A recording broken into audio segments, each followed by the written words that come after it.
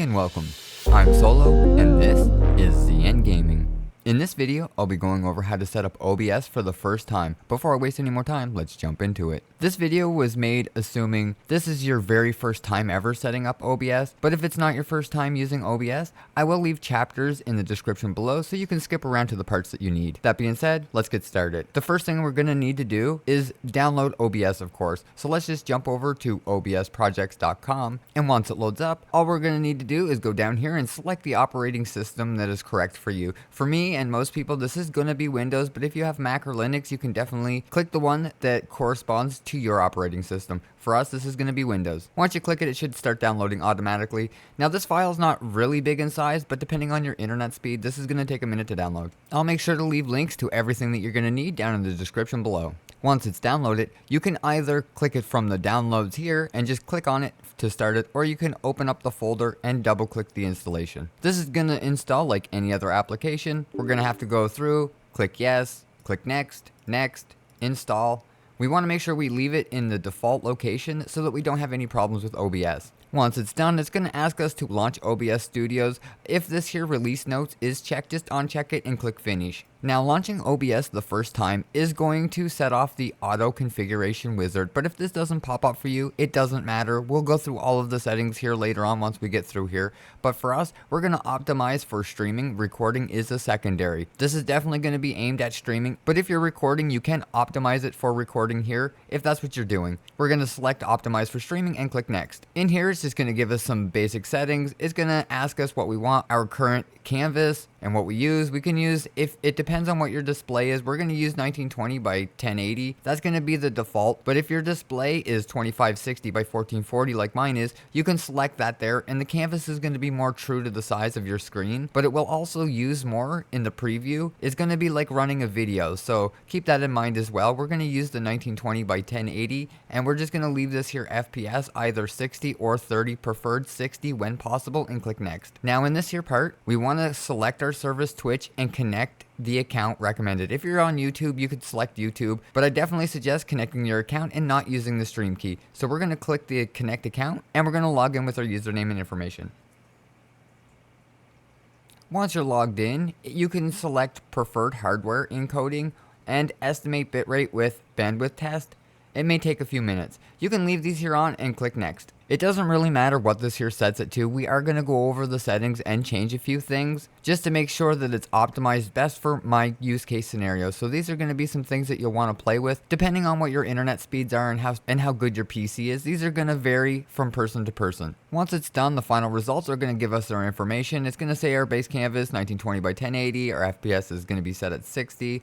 The bitrate is automatic, so it doesn't give us all the information exactly. We're just going to apply settings and give this here a close. And we're just going to sort our chat and system and the chat information over here. After we put the system information and the chat over here on the other side, we're going to make this a little bit bigger. And the first thing that we're going to want to do is go through the settings. So we're going to open up the settings and see what they look like. The first tab is the streaming tab. So if you didn't get the connection wizard, the setup wizard at the first, this is where you're going to click disconnect or connect your account. So if you don't have it connected to Twitch, you can click connect here. Also make sure that the service is connected correct to the one you're using. For us, again, that's going to be Twitch. Next, we're going to go to our output page. Now this is going to be an output mode simp. We want the advanced settings and not the simple ones. This is just going to give us more options and a lot more flexibility. And the first thing that we see down here, depending on what video card you have, we have a NVIDIA video card. So we're going to pick the NVIDIA NVENC H264 because this is going to help us quite a bit with performance. The X264 is going to use your CPU, so depending on the game you're playing, that's going to be quite hard. But if you do have a NVIDIA GPU or anything newer, this should impact performance the least amount. We're going to scroll down here a little bit into the encoder settings. We want the rate control to be CBR, which is constant bit rate, and we want to change the bit rate depending on your internet speed. I suggest setting this to 6000 if you have good internet. So 6000 bit rate is going to be the best you can get. For me, I'm on Starlink internet. I'm going to use 3000 bitrate because that's going to work best for me. I'm going to have have less issues. If you set it to 6,000 and you do find that you have a little bit of choppiness on your stream, try turning it down. This is probably the most likely cause, and usually the first place that I would start to look. Now the keyframes, we want to set these here to 2 because that's what's suggested from the platforms, YouTube, Twitch. And next is the preset. Now this is going to depend a little bit on the quality and the hardware that you have. So if you're rocking like a 4070, 3070 or up, going to P5, P6 shouldn't be a problem. But if you do see a dip in performance or have problems with holding a good FPS, try P4.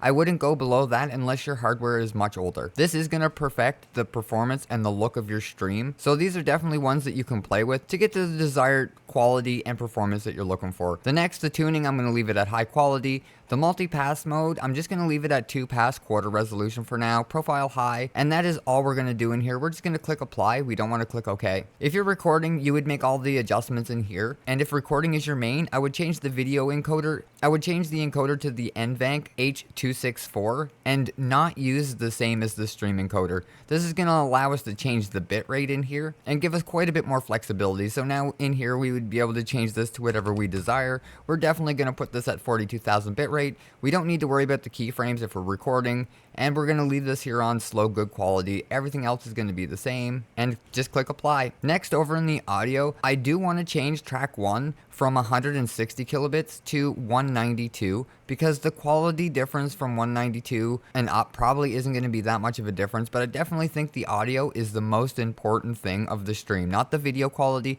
but the audio quality. If it sounds good when somebody shows up, they're going to watch it even if it kind of looks a little bit bad. And I definitely think this is one of the most important aspects, is making sure that your audio is good. So I think putting the bitrate up to a reasonable number, I wouldn't go too crazy.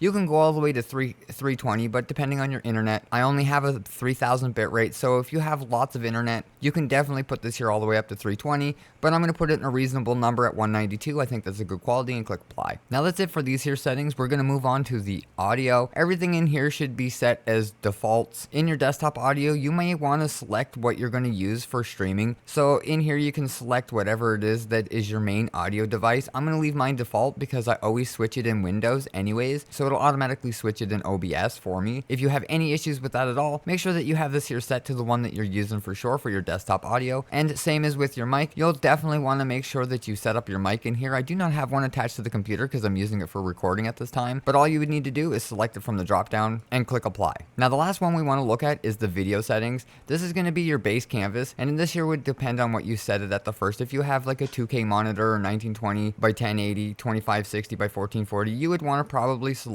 it, but this is going to be a little bit taxing on performance. If your base canvas is really big, this is going to be like playing a movie in the background, and some people have to disable the view so that it doesn't tax their computer as much. So that's something to keep in mind. I'm going to leave my 1920 by 1080 because I think that works perfectly fine, and my output scale is going to be the exact same, but this is something to keep in mind. If your bitrate is too low, you may want to put it out at a 720p, but for me, I'm just going to change this here to 30 frames per second. This is going to look good for most of the games that I play. And I definitely think it's going to look better at a lower bit rate for the lower resolution. So that is something to keep in mind. And one way to look at it is 1920 by 1080 at 30 frames per second at 3000 bit rate is going to look the exact same as 1920 by 1080 at 6000 bit rate with 60 frames per second. It's going to be pretty much 1000 bit rate for every 10 frames. So it's going to look just as good. So if you have a lower bit rate, just remember that you can change your FPS to help with that a little bit. It's going to be half as much information to send, so it's going to look twice as good as it normally would at the same bit rate.